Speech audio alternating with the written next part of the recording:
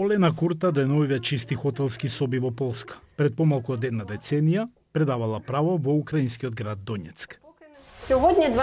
Денес морам да исчистам 12 соби за новите гости кои пристигнуваат и 18 соби по заменувањето на гостите.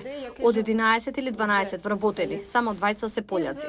Предпоставувам дека украинките сакаат да работат и засега веројатно нема други опции. Тоа е животна промена која не ја очекувала. Работев на мојот докторат, планирав да го добијам на 26 или 27 години, но тоа не се случи. Во 2014 година Олена, низиниот сопруг и нивните 2 деца го напуштија родниот град во украинскиот регион Донецк. Се појавија луѓе во воени униформи. Не разбравме што се случува. Патувавме покрај море со шорцеви и мајци. Поминаа 8 или 9 години откако заминавме и никогаш не се вративме.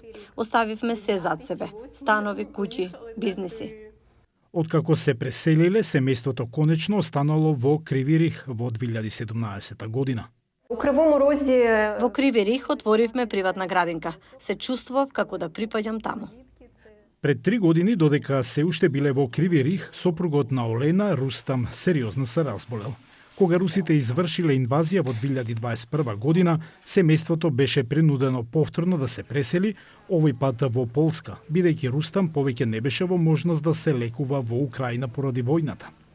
По преминувањето на полската граница на 21 март, семејството се населило во пансион во близина на Краков. Курта вели дека напуштањето на незиниот дом повтор пат е помалку болно. Во 2022 година беше некако полесно да се разделиме од домот. Сватив дека нема ништо поскапоцено од животот и нашите деца. Семејството на Курта се преселило во еднокреветна соба во стан во градот Мислинице, во близина на Краков и почнало да бара работа.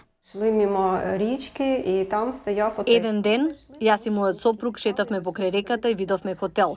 Излезе дека им требаат луѓе и јас се вработив како собарка. Олена вели дека им е благодарна на полицајците и локалните украински организации за нивната помош, но сонува да се врати во Криви Риг и да ја посети незината родна Хорливка по заменувањето на руските сили. Сепак, таа не ја исклучува можноста незиното семејство да остане во Полска, каде што повторно почнале да градат нешто ново.